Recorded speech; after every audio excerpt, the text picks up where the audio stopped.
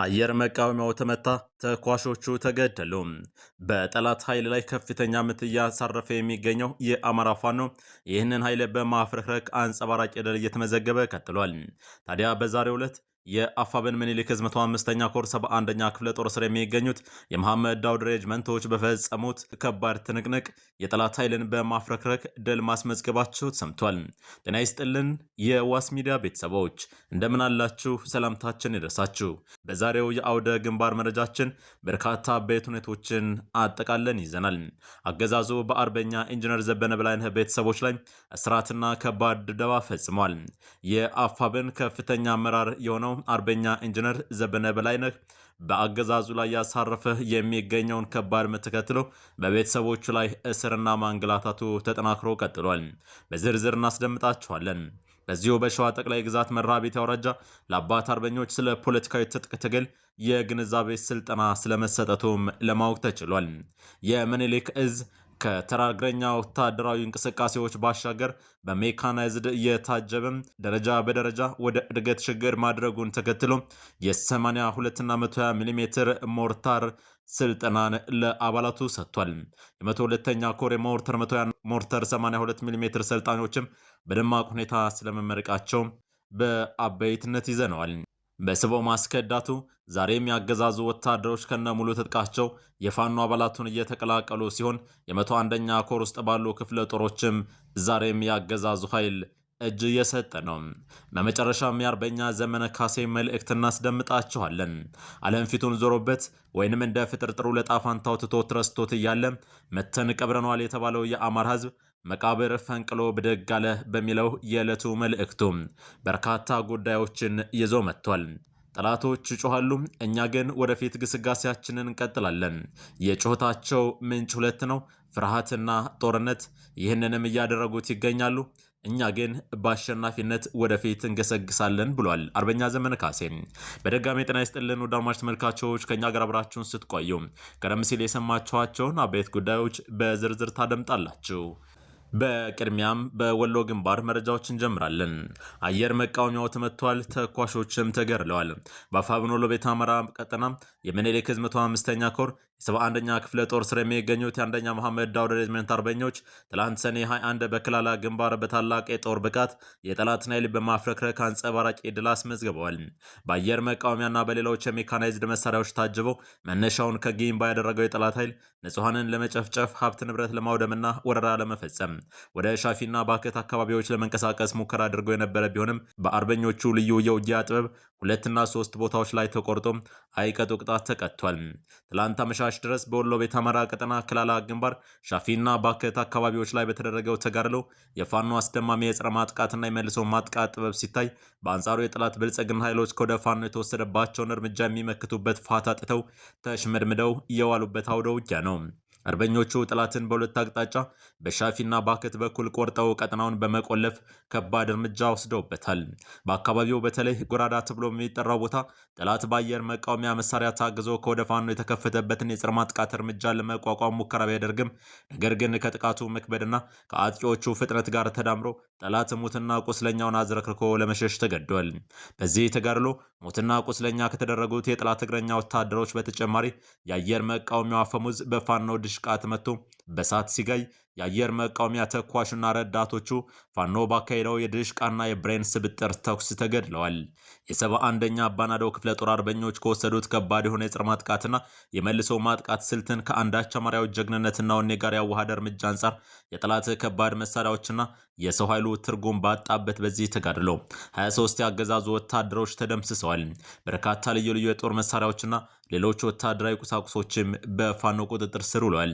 አርበኞቹ ከሚያደርጉት የመደበኛ ውጊያ በተጨማሪ የጠላት ኃይልን ስቦ ከመምታት ጀምሮ በከባባድ የጦር መሳሪያዎች ሽፋን ታግዞ በሚንቀሳቀሰው የጠላት ኃይል ላይ የጸረ ማጥቃት እርምጃ በመውሰድ እንዲሁም የቆረጣና የደፈጣ ጥቃት በመፈጸም የብልጽግናውን አገዛዝ አሽመድምደው በድል ጎዳና ዛሬም እየገሰገሱ ይገኛሉ። የምኒልክ ዕዝ የህዝብ ግንኙነት ነው መረጃውን ያደረሰው። ወደ አድማጭ ተመልካቾች አሁንም በምኒልክ ዕዝ መረጃችን ነው የምንቆየው። የአፋብኃ ወሎ ቤት አማራ ምኒልክ እዝ የ102ኛ ኮር ሞርታር 120 እና ሞርታር 82 ሚሜ ሰልጣኞችን በደማቅ ሁኔታ አስመርቋል። የ102ኛ ኮር 12ኛ ክፍለ ጦር 7ኛ ሜካናይዝድ ሻለቃ ለ3 ተከታታይ ወር ልዩና ተጨማሪ አዲስ የሞርተር 120 እና ሞርተር 82 ሚሜ ተኳሽ ባለሙያዎችን ሰኔ 21 በታላቅ ድምቀት አስመርቀዋል። ጀብደኛው የ102ኛ ኮር ከዚህ በፊት በሁሉም ክፍለ ጦሮች የሆኑ የሞርታር ተኳሾችና ተዋጊ መሐንዲሶችን በማሰልጠን ለሌሎች የምኒልክ እዝ ኮሮች ጥሩ ተሞክሮ መተግበሪያ ማዕከል እንደሚሆን ተስፋ የተጣለበት መሆኑም ይታወቃል። በምርቃት ፕሮግራሙ ላይ መክፈቻ ንግግር ያደረጉት የ12ኛ ክፍለ ጦር ዋና ወታደራዊ አዛዥ አርበኛ ሀብተማርያም ነበሩ። ለሰልጣኞቹ የእንኳን ደስ ያላቸው መልካም ምኞታቸውን በመግለጽ ወታደራዊ አዛዡ አያይዞም የአብይ አህመድ ጨፍጫፊ አገዛዝ በአጭር ጊዜ ማስወገድ የተለያዩ ስልጠናዎች ወደፊት እንደሚቀጥሉ ጠንከር ያለ ሀሳብ አስተላልፏል። አርበኛው አያይዞም የክፍለ ጦር ወትሮ ዝግጁነትና ሰራዊታችን በላቀ ወታደራዊ ስነ ልቦና ላይ ይገኛል ሲሉም ገልጸዋል።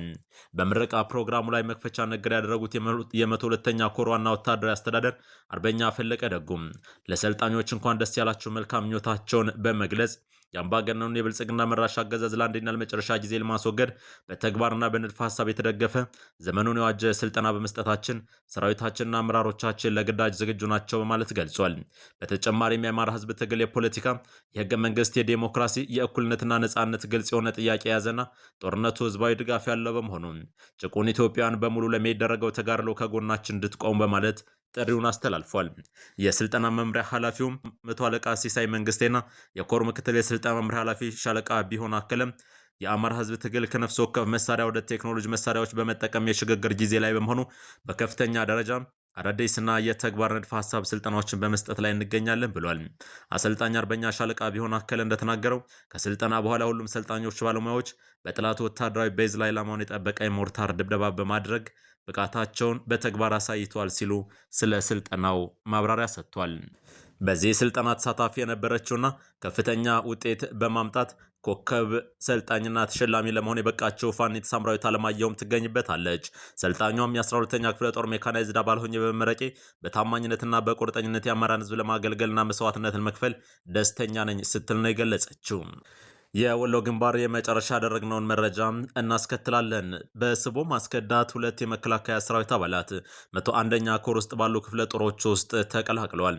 መነሻቸውን ከጃራ ሀብሩና ወረባቦ ወረዳ ከሚንቀሳቀሱ የብልጽግና ሰራዊት ከደቡብ እዝ 205ኛ ኮር አሃድ የሆኑት የመከላከያ አባላት ስርዓቱን በመጸየፍና በመጥላት በየአቅራቢያቸው ከሚገኙ ወንድሞቻቸው የፋኖ አደረጃጀት ተቀላቅለዋል። ሰኔ 21 2018 የተቀላቀሉት ሁለት መሰረታዊ ወታደር ከ42ኛ ክፍለ ጦር 5ኛ ሬጅመንት በመውጣት 35ኛ ክፍለ ጦርን ሁለት ጥቁር ክላሽ በመያዝ ተቀላቅሏል። የመከላከያ አባላቱም ሁሉም ጥቁር ክላሽ በመያዝ የገቡ ሲሆን 6 ካዝና ከነተተኳሹ 2 የወገብ ትጥቅ 6 የእጅ ቦምብ ይዘው ተቀላቅለዋል። ይህ በእንዲህ እንዳለ ከ104ኛ ኮር የተውጣጡ መች ኃይሎች ሰኔ 22 2018 የሚግራን 015 ቀበሌ ሐይቅ ዳር አካባቢ የስርዓቱ ተላላኪና መንገድ እየመሩ ህዝብን የሚያስጨፈጭፉትን አማራን ለዳግም ባርነት ለመዳረግ የሚሰሩ ኃይሎች ላይ እርምጃ ወስደዋል። በዚህ አስደማሚ ኦፕሬሽን ሙሉ ተሾመ የተባለ ባንዳን እጅ ከፍንጅ መያዝ ሲቻል እጅ አልሰጥም ብሎ አሻፍረኝ ያለን ሰይድ ሁሴን እንድሬስ የተባለ ባንዳን የማያዳግም እርምጃ በመውሰድ የተሳካ ኦፕሬሽን ሰርተዋል። መዳረሻው ድልና ነጻነት የሆነው የአማራ ህዝብ የልና ተጋድለው ተጠናክሮ ይቀጥላል ሲል የአፋብኃ ወሎ ቤት አማራ ምኒልክ እዝ የህዝብ ግንኙነት መምሪያ መረጃ አድርሷል። ወደ ሌሎች አውደ ግንባር መረጃዎቻችን እንሸጋገራለን። የሸዋ ጠቅላይ ግዛት መራቤቴ አውራጃ ለአባት አርበኞች ኃይል ስለ ፖለቲካዊ ትጥቅ ትግል ግንዛቤ ፈጠራ ስልጠና ሰጥቷል። በሸዋ ጠቅላይ ግዛት መራቤቴ አውራጃ የትግሉ የኋላ ሞተርና የህዝብ ዘብል ሆነው የአባት አርበኞች ኃይል ስለ ወቅታዊ ትግል ነባራዊ ሁኔታ የግንዛቤ መፍጠሪያ የማብቂያ ስልጠና ተጠናክሮ ቀጥሏል። ያሳምነው እዝ ስር ከሚንቀሳቀሱ የአባት አርበኞች ኃይል በሁሉም የጠቅላይ ግዛቱ አካባቢዎች አደረጃጀቱን እየሰፋ የሚገኝ ሲሆን በዛሬው ዕለትም በመራቤቴ አውራጃ በተካሄደ ንቅናቄ መድረክ ላይ በዋና ዋና የትግሉና አካባቢ ጉዳዮች ዙሪያ ሰፊ ውይይት ተደርጓል።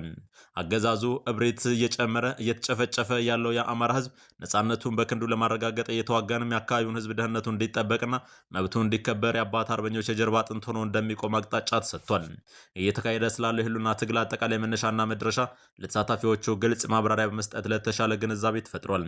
አገዛዙ በሞራልም በሰው ኃይልም እየተንኮታኮተ መሆኑ የተገለጸ ሲሆን የፋኖ ኃይል ሙሉ በሙሉ ህዝባዊ መሰረት ያለውና በአባት አርበኞች ሰፊ ደጀነት እየተደገፈ እንደሚገኝም ተረጋግጧል።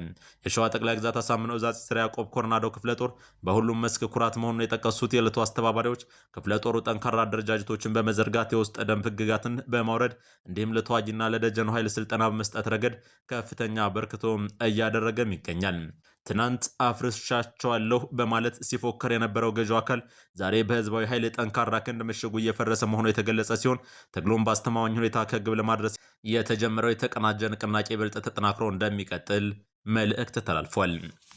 በመጨረሻም የአርበኛ ዘመነ ካሴን የዕለቱን መልእክት ወደ እናንተ የምናደርስ ይሆናል። ውድ አድማጭ ተመልካቾቻችን ዘመነ ካሴ ከትግል አውደ ግንባር ሜዳ ሆኖ ለመላው የትግሉ ደጋፊዎች የትግሉ ባለቤቶችና ለፋኖ አባላቱም ጠንከር ያለ መልእክቱን አስተላልፏል።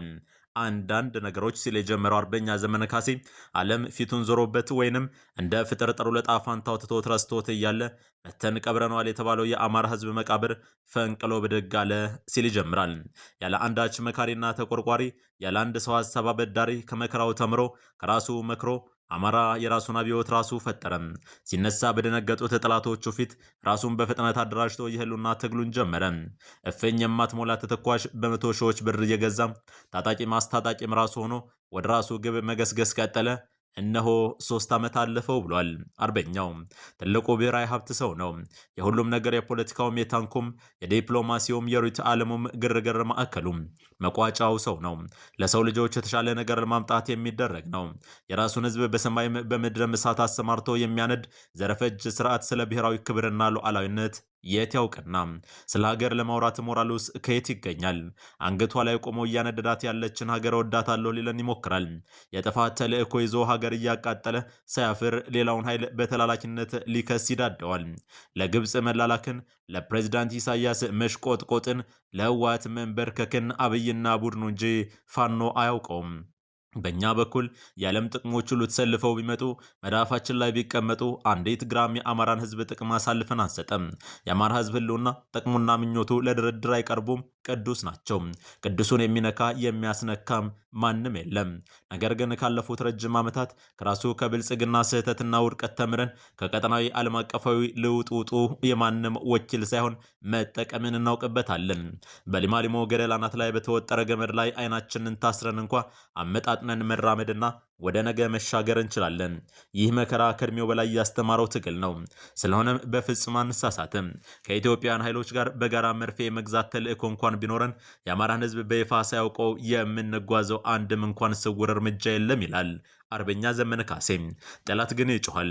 ይህንን ውሃ ምን ያስጨዋል ቢሉት በውስጡ ያለው ድንጋይ ብሎ መለሰለት እንዲሉ በዚህ ወቅት ብልጽግና የተባለ የኩሬ ቦይን የሚያስጨውት ድንጋዮች ሁለት ናቸው፣ ፍርሃትና ጦርነት።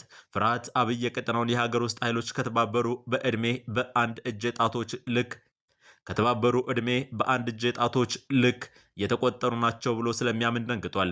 እናም ድንገት ጥቂቶችን አደናግሬ የማምሻ ዕድሜ ባገኝ ብሎ ሌት ተቀን ይጮኋል።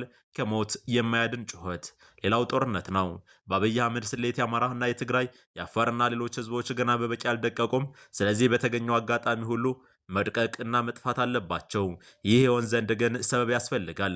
ስለሆነም አቅም አግኝቶ ነገ ወደ አንድ ተረኛ ህዝብ ቢተኩስ ለዓለሙ የሚነግረው ሰበብ ተባብረው ሊያጠፉኝ ሲሉ ራሴን ለመከላከል ጦርነት ከፈትኩ ይሆናል ማለት ነው። ይኸው ነው። ይህ ትግል የአማራን የሀገራችንን ህልውና የማረጋገጥ ትንቅንቅ ብቻ አይደለም። ቢያንስ ለሚቀጥሉት 500 ዓመታት የጥይት ድምፅ የማይሰማ ትውልድ የመፍጠር ተልእኮም ነው። ብልጽግና ይወገዳል። የአማራ ህልውና ይረጋገጣል። ኢትዮጵያ ለኢትዮጵያውያን የፍቅርና የደስታ ምድር ትሆናለች። ሰላም ትሆናለች። ክፋት ለማንም፣ በጎነት ለሁሉም። አዲስ ትውልድ፣ አዲስ አስተሳሰብ፣ አዲስ ተስፋ። ህልውናችን በተባበረ ክንዳችን። ሰኔ 21 2018 ዓ.ም አርበኛ ዘመነ ካሴ ሲል ነው ይህንን ጥብቅ መልእክት ያስተላለፈው። እኛም ወደ እናንተ ጆሮ አደረስ ነው። ውድ አድማጭ ተመልካቾች አብራችሁን ስለቆያችሁ እጅግ አድርገን እናመሰግናለን። ከዋስ ሚዲያ የዕለቱ መረጃዎች በዚሁ ተጠናቀዋል። ዳግም በነገው ዕለት እንገናኛለን። በቸር ቆዩን።